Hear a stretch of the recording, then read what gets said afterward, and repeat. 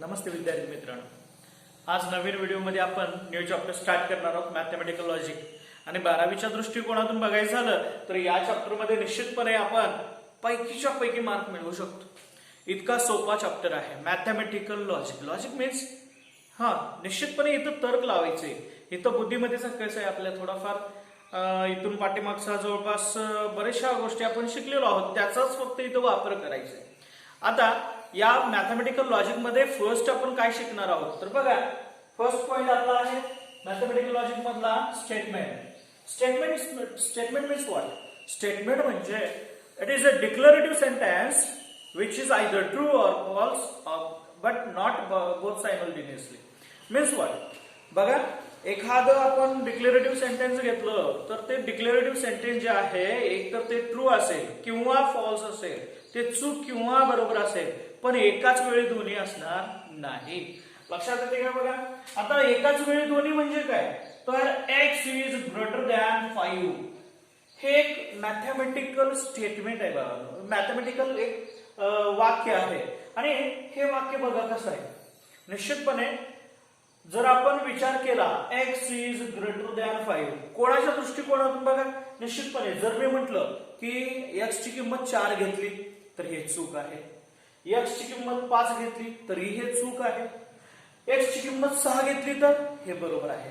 म्हणजे एक स्टेटमेंट बदललंय का? आपलं वाक्य बदललंय का? वाक्य बदललेलं नाही बाळांनो. म्हणजे हे स्टेटमेंट होऊ शकत नाही. का? कारण त्याची एकतर x ची किंमत जर 5 पेक्षा कमी घेतली तर 5 किंवा 5 पेक्षा कमी घेतली तर हे वाक्य चुकीचं येतं. आणि जर x ची किंमत 5 पेक्षा मोठी म्हणजे 6, 7, 8, 9, 10 अशी जर घेतली तर हे वाक्य बरोबर येतं. पण एकाच वेळी प्रत्येकाच्या दृष्टिकोनातून वेगवेगळं उत्तर याचं मिळू शकतं, म्हणून हे स्टेटमेंट होऊ शकत नाही. Mathematical expression it is or mathematical फॉर्म्युले जे आहेत स्टँडर्ड फॉर्म्युले ते किंवा fundamental identities sin square theta plus cos square theta is equal to 1 हे स्टेटमेंट आहे. लक्षात येते का? बघा, आणि ते स्टेटमेंट ट्रू स्टेटमेंट आहे. त्याची ट्रूथ व्हॅल्यू पण आपण बघणार आहोत. आता बघा, पहिल्यांदा काय तर स्टेटमेंट म्हणजे काय तर निश्चितपणे it is a declarative sentence which is either true or false is called as a statement. Truth value आता कशी काढायची? जर ते स्टेटमेंट असेल, लक्षात येते का? जर एखादं डिक्लेरेटिव्ह सेंटेन्स आपण म्हटलंय की ते स्टेटमेंट असेल तर निश्चितपणे त्याची ट्रूथ व्हॅल्यू जर ते ट्रू असेल तर truth value capital T or true असं लिहू शकतो आपण. Truth value of the statement is capital T or true. आणि जर ते स्टेटमेंट फॉल्स असेल तर त्याची ट्रूथ व्हॅल्यू एफ आर आपण ते फॉल्स अशा पद्धतीनं लिहायचं आहे. सगळे लेटर्स हे कॅपिटल लिहायचे आहेत.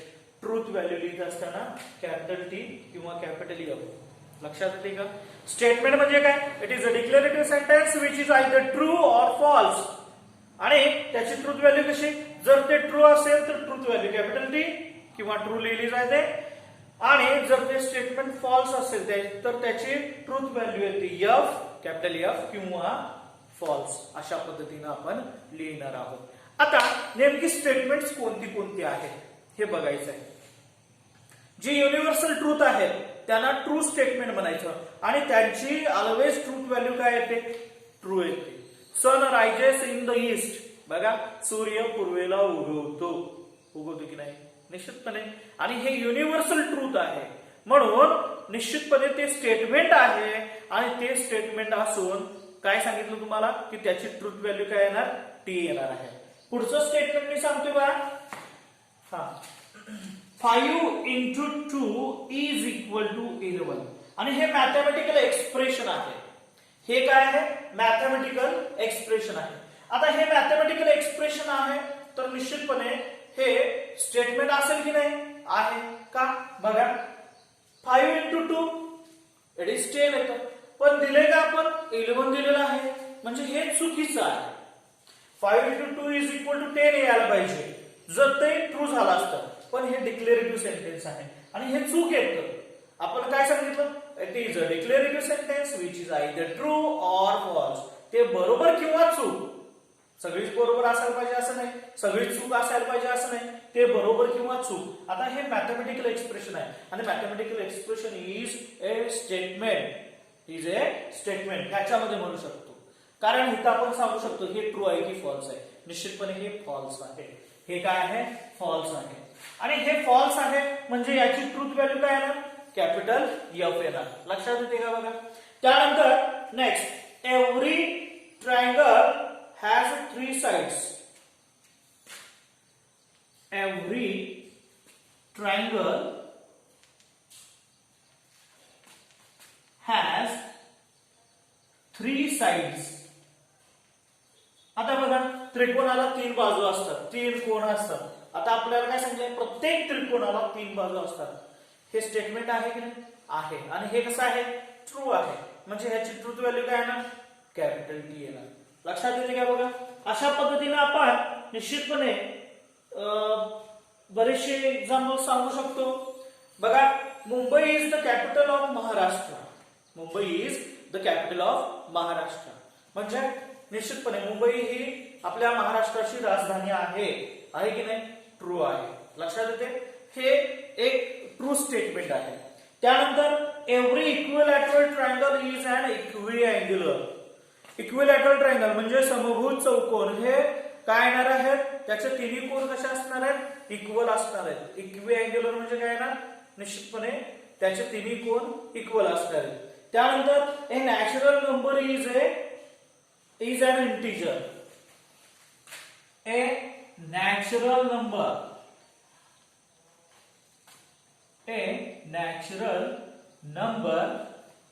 is an integer. Integer, negative integer, positive integer. लक्षात येते. धन पूर्णांक, ऋण पूर्णांक. मग नॅचरल नंबर कसे येतात? निश्चितपणे natural number start from 1 to infinity. 1 2 3 4 5 6 अशा पद्धतीने हे नॅचरल नंबर्स येणार. पण आपण काय म्हटलं की या वाक्यामध्ये असं सांगितलं, a natural number is an integer.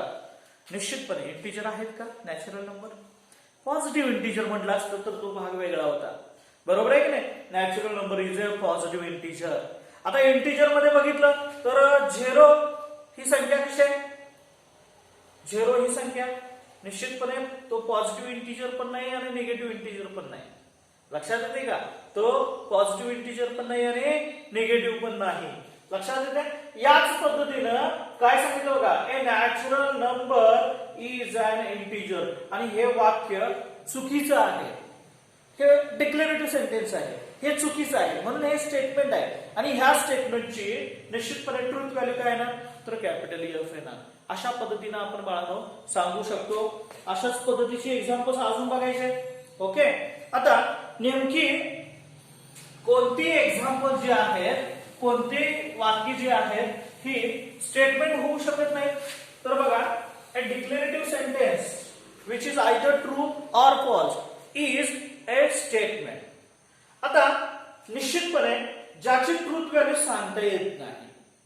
लक्षात येते का बघा? ते ट्रू आहे किंवा फॉल्स आहे, ते स्टेटमेंट होऊ शकत नाही. मग please give me a pen. Please give me a pen. मी इथं काय केलं? निश्चितपणे बाळांनो इथं काय सांगितलं की मला पेन कृपया कोणीतरी पेन द्या. इथं रिक्वेस्ट केली. रिक्वेस्ट केली की नाही? आता ही रिक्वेस्ट चुकीची आहे का बरोबर आहे हे सांगू शकतो का आपण? निश्चितपणे सांगू शकत नाही. म्हणजे हे स्टेटमेंट होऊ शकत नाही. हे स्टेटमेंट होऊ शकत नाही. ओके. त्यानंतर what is your name? What is your name? तुझं नाव काय? निश्चितपणे ह्याच्यामध्ये आपण सांगू शकत नाही की हे ट्रू आहे की फॉल्स आहे. म्हणजे याच पद्धतीने बघा, इंट्रोगेटिव्ह सेंटेन्सेस किंवा एक्सक्लेमेटरी असू दे. Okay. What a beautiful flower it is. Okay. What a beautiful flower it is. हे एक्सक्लेमेटरी सेंटेन्स आहे. ट्रू आहे की फॉल्स आहे कसं सांगू शकेल? अजिबात सांगू शकत नाही. निश्चितपणे याच पद्धतीचे जे एक्झाम्पल्स आहेत ज्याच्यामध्ये इंट्रोगेटिव्ह सेंटेन्सेस असतील, एक्सक्लेमेटरी असतील, त्यानंतर कमांड असेल, ऑर्डर असेल, रिक्वेस्ट असेल, ओके, अशा पद्धतीचे जे सेंटेन्स आहेत ती कधीही स्टेटमेंट होऊ शकत नाही. ओके, नाउ थोडस लक्ष द्यायचं. काय बघा, 3x divided by 2 minus 9 is equal to 0 is equal to 0. आता याच्यावरून आपण काय सांगू शकतो? निश्चितपणे 3x is equal to 9. 3x divided by 2 is equal to 9. Therefore x is equal to 9 into 2 divided by 3. 3 3s are, and that is x is equal to 6. निश्चितपणे x is equal to 6. आता हे equation आलं, x ची किंमत तुम्ही काय ठेवता त्याच्यावर डिपेंड आहे. आपण इथे x ची किंमत 6 टाकली, x ची किंमत 6 टाकली तर हे निश्चितपणे बाळांनो बरोबर येतं. हे काय येतं? बरोबर येतं. x ची किंमत 6 ठेवली तर अदरवाइज हे फॉल्स आहे. म्हणजे हे मी सांगू शकतो का? परफेक्टली सांगू शकत नाही की हे ट्रू आहे की फॉल्स आहे. लक्षात येते ना? x ची किंमत जी आपण घेणार त्याच्यावर डिपेंड आहे ह्याची ट्रूथ व्हॅल्यू ट्रू आहे की फॉल्स आहे. लक्षात येते का? बघा, त्यानंतर पुढचं जे आहे, he is tall. He is tall. He is tall. He म्हणजे कोण? कोणाविषयी बोलतो? ते फिक्स नाही. आपण लक्षात येते का? ते इथं फिक्स नाही. ही म्हणजे कोण? ही हा वर्ड जो आहे, ही हे प्रेपोजिशन जे आहे, सॉरी काय म्हणतो आपण याला? सर्वनाम. ओके ओके, तर ही हा हे सर्वनाम नेमकं तुम्ही कोणासाठी वापरता त्याच्यावर डिपेंड आहे की तो टॉल आहे की शॉर्ट आहे. ओके, तर निश्चितपणे आपण इथं परफेक्टली सांगू शकत नाही हे ट्रू आहे की फॉल्स आहे. त्यानंतर mathematics is an interesting subject, or maths is an interesting subject.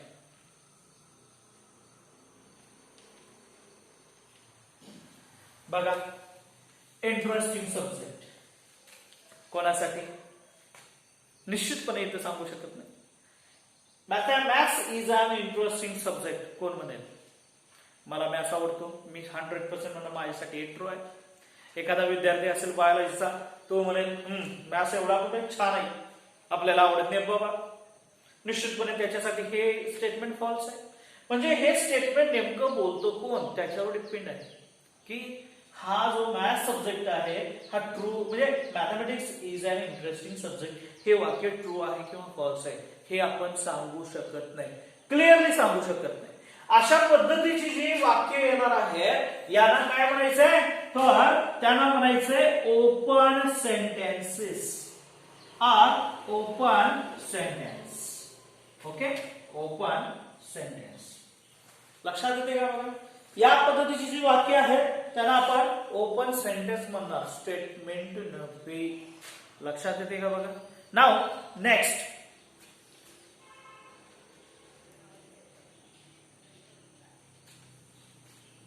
बघा, एक्झाम्पल बऱ्यापैकी आपण सोडून घ्यायचे आहेत. ती आपल्याला पेज नंबर 2 वर आपल्या बुक्स मध्ये दिलेले आहेत. Okay, which of the following sentences are statement in logic? Write down the truth values of the statement. Okay, आता ही स्टेटमेंट आपण एकाखाली एक लिहून घेऊया आणि त्याच्या ट्रूथ व्हॅल्यूज सांगूया. ओके,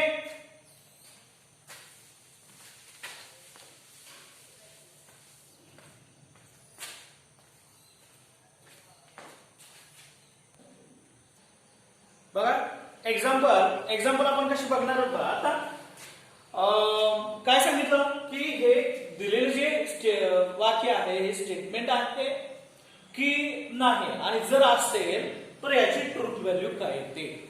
बघा, 6 into 4 is equal to 25. 6 into 4 काय येतं? 24 येतं. 6 into 4 it is 24. त्यानंतर इक्वल टू 25 दिलं, हे चुकीचं आहे. पण निश्चितपणे हे स्टेटमेंट आहे, कारण एक तर मॅथमॅटिकल एक्सप्रेशन आहे आणि मॅथमॅटिकल एक्सप्रेशन असताना देखील याची जी लेफ्ट हँड साइड जी आहे ही लेफ्ट हँड साइड 24 येते, राईट हँड साइड 25 आहे आणि left hand is not equal to right hand. निश्चितपणे इथे इक्वल टू साइन दिलं आणि हे काय चुकीचं आहे, म्हणजे हे स्टेटमेंट आहे. उत्तर कसं लिहायचंय, तर it is a statement. It is a statement. Hence, its truth value is capital T. याची ट्रूथ व्हॅल्यू काय ना, कॅपिटल T येणार. लक्षात येते का बघा. आता नेक्स्ट वन बघा, x plus 6 is equal to 9. x ची किंमत तुम्ही 1 घ्या, हे चूक आहे. 2 घ्या, चूक आहे. 3 घेतली, बरोबर आहे. म्हणजे x इक्वल टू 3 साठी हे ट्रू आहे, अदरवाइज इट इज फॉल्स. मग x ची किंमत तुम्ही काय घेणार, लक्षात येते. मग कोण म्हणेल मी 3 घेणार, दुसरा म्हणेल मी 4 घेईल. 4 घेतलं तर हे चूक आहे, 3 घेतलं तर हे बरोबर आहे. मग हे स्टेटमेंट म्हणता येईल का, नाही. सरळ सरळ म्हणायचं it is not a statement.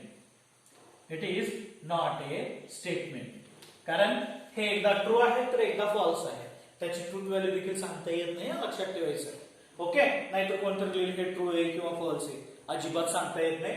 हे स्टेटमेंटच नाही तर त्याची ट्रूथ व्हॅल्यू येणार नाही. What are you doing, okay, इथं काय झालं, क्वेश्चन विचारला गेला, व्हॉट आर यू डुईंग, तू काय करत आहेस. निश्चितपणे it is a interrogative sentence, hence it is not a statement. It is a interrogative sentence, hence it is not a statement. उत्तर तुम्ही लिहिणार आहात. त्यानंतर the quadratic equation, हे जे इक्वेशन दिलेलं आहे has two real roots. Real, imaginary हे आपण कॉम्प्लेक्स नंबर मध्ये शिकलेलो आहोत. लक्षात येते का बघा. आता हे जे आहे हे रियल रूट आहे का, याचे जे 2 रूट्स मिळणार आहेत, मूळ मिळणार आहेत. निश्चितपणे बघा, 6 चे अवयव पाडा. निश्चितपणे 3 दोन्ही 6 येईल, 3 गुणिले 2 6.